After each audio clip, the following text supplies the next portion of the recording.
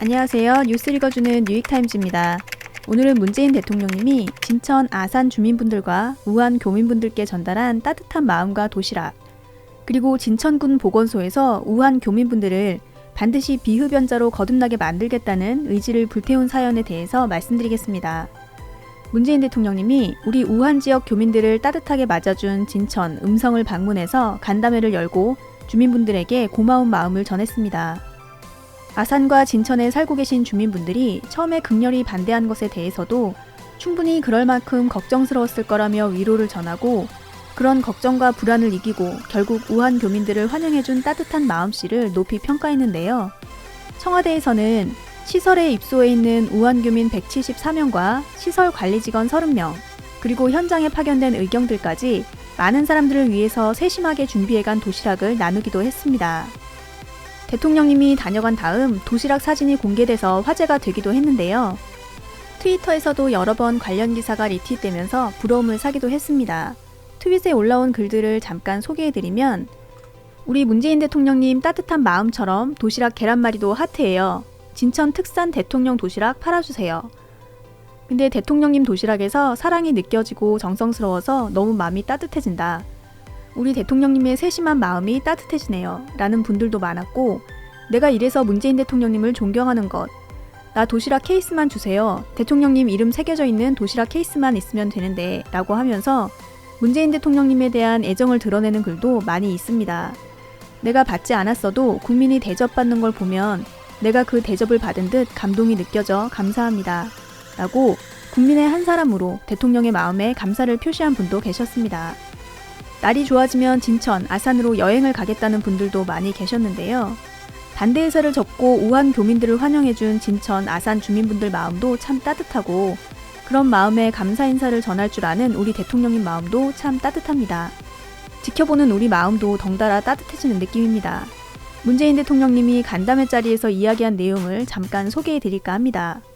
우리가 국내 상황들을 그동안 겪으면서 우리가 확인할 수 있었던 것은, 적어도 우리가 신종 감염병이긴 하지만 우리가 이 질병을 대한민국 사회가 충분히 관리할 수 있고 극복할 수 있다는 사실은 이제는 분명하게 확인되는 것 같습니다. 그래서 이 신종 감염병에 대해서 우리가 긴장하고 최대한 우리가 주의하면서 총력을 기울여야 되는 것은 정부의 몫이고, 그래서 모든 질환이나 긴장이나 불안들은 다 정부로 밀어주시고, 국민들께서는 지나치게 불안해할 필요는 없고 정부의 홍보에 귀를 기울이면서 취해야 되는 안전조치 취하고, 그런 것에 따르면 충분히 안전하게 이 상황을 넘길 수 있다는 것에 대해서 이제는 조금 인식들을 해주시기 바랍니다. 라고 말씀하셨는데요.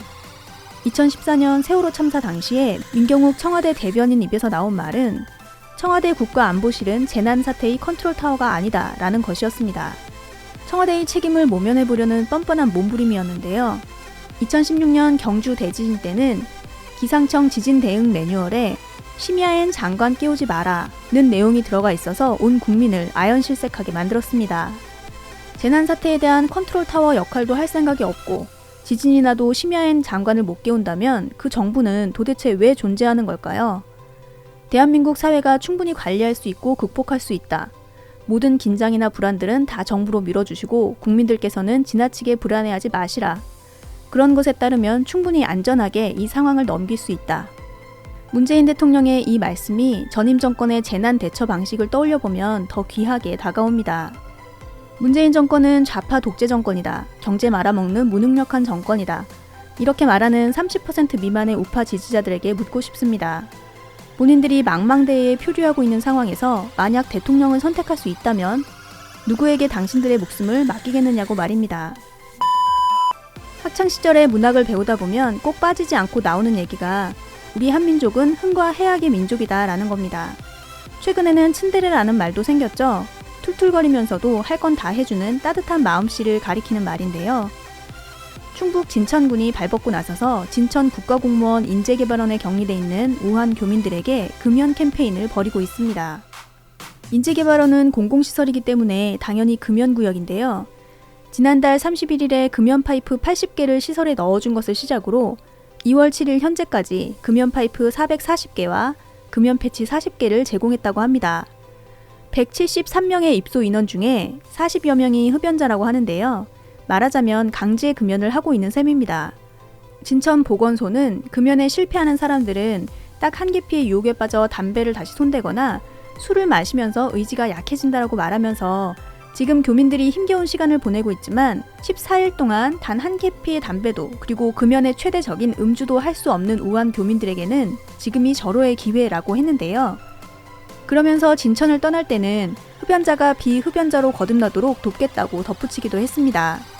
이때가 기회다 하면서 금연 파이프랑 패치는 물론이고 금연 안내서와 소일거리 삼아 만질 수 있는 운동기구까지 준비하면서 우리 구역에 들어온 이상 당신들을 비흡연자로 거듭나도록 돕겠다는 의지를 불태우고 있는 우리 진천보건소 직원분들 마음이 정말 흥과해악의 민족답습니다.